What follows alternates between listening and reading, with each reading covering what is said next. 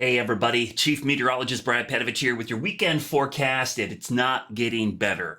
There are some glimmer of hopes for some breaks Sunday and Monday. I'm going to be completely transparent with you.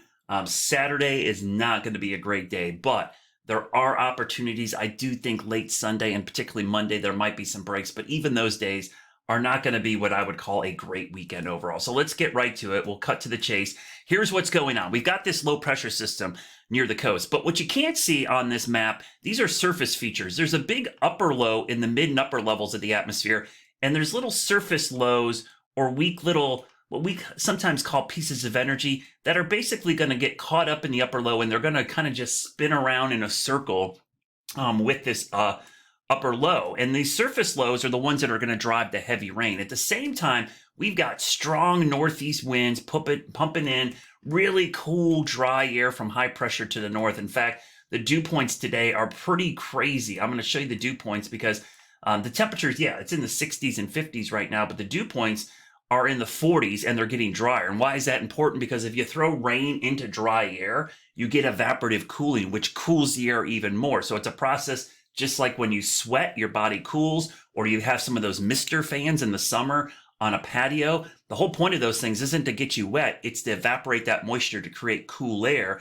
The same thing happens when you get out of the shower tub. It's why you feel chilly. So evaporation of water removes heat from the air and it causes the temperature to drop. And the lower the dew point, the colder it can get when you do this process. So that's why you watch the dew points in this scenario, because it's going to be probably one of the coldest May days we have seen in a long, long time. In fact, let's look at the forecast quickly. I told you I'd cut to the chase. 59, I think, Saturday. The one thing that could keep us from breaking a record would be if it's 61 or 62 at midnight. But it's certainly going to be in the 50s pretty much all day long Saturday. Low 60s Sunday with a 50% chance of rain. And Monday, a 50% chance, but temperatures warming back up. Maybe into the 70s. So let's show you the future cast, kind of break this all down.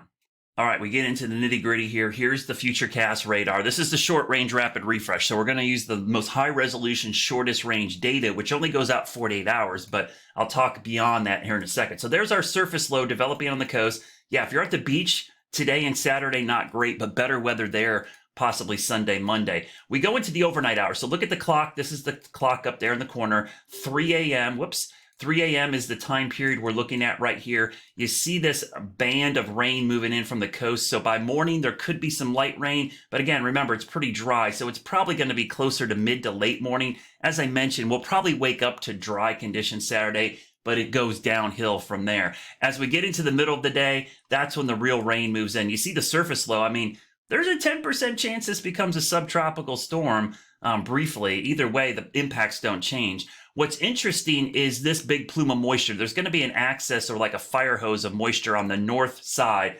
That's going to drive the heaviest rainfall amounts, especially when you interact it with the mountains and the cold air trapped over the western Carolinas. All of that just aids in the lifting of the air, squeezing out even more moisture. So there's a lot of mechanisms here to produce rain. It's just not one thing.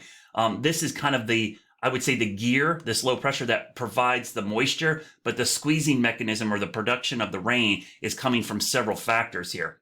So as we go through the day, that is a washout Saturday afternoon. No ifs, ands, or buts about it. I almost put 100% chance of rain, but I'd say it's at least 90%. We'll go through time. Well, I went a little quick there. As we go into the overnight hours, this is Sunday morning, 2 a.m., the rain becomes more scattered, but is it going to stop? Probably not, because we're still seeing some moisture. We go into the early morning hours, so we're at 7 a.m. here on Sunday morning. The low is over Columbia. Now, what could happen to work in our favor is this low lifts north, which takes the axis of the deeper moisture with it to the north, and dry air tries to wrap around. The only problem with that is because the upper low is still in the area, the clouds and the moisture linger. So while we might not see heavy rain Sunday, we might see persistent drizzle and mist and it's just damp weather, which would make it hard for the NASCAR race to dry the track, especially for a long race like the 600.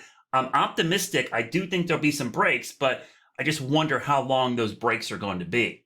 So let me show you a little different perspective on this. We'll show you the close-in future cast from my guidance here at work. And you can see the rain, kind of the same thing. Saturday, really, really wet weather. going into Sunday. So Sunday, we can go a little bit further into the future here. We'll go into Sunday afternoon, and I'll go at 5 o'clock. Now, notice what's going on here. The rain is not heavy, but there's still persistent drizzle and mist around, even at 7 o'clock. I mean, if you look at this, it almost looks like we've got a band of dry air to the south trying to move north. Like there's some dry air down here trying to work up. But remember, the cold air damming, which is cold air trapped near the surface because of all the heavy rain on Saturday, might linger, which will keep that low cloud deck, the mist and drizzle around, which unfortunately could make the rain persist. So better weather for parts of South Carolina, the coast on Sunday, but for the Western Carolinas, in particular, Charlotte Motor Speedway, might be a little bit more of an issue there that we have to deal with. So I'm not super confident we're going to see some great weather. So if we break down the weekend here, I'll slide my head over here. Saturday is trending to be a complete washout. Rain coverage decreasing, but still there, and some lingering showers for Monday. Now, the rain chances for Saturday, I think this is pretty self-evident. It is going to pour pretty much all day long. And on top of this, we haven't talked enough about this, but this to me is a big story. It's going to be frigid. We could have the coldest high temperature on record for May 27th, only 59 degrees. If we don't have that high temperature above 60 at midnight, which I think is going to be the key. And then winds on top of this. The winds with this low pressure system, I'm going to go back to this chart here.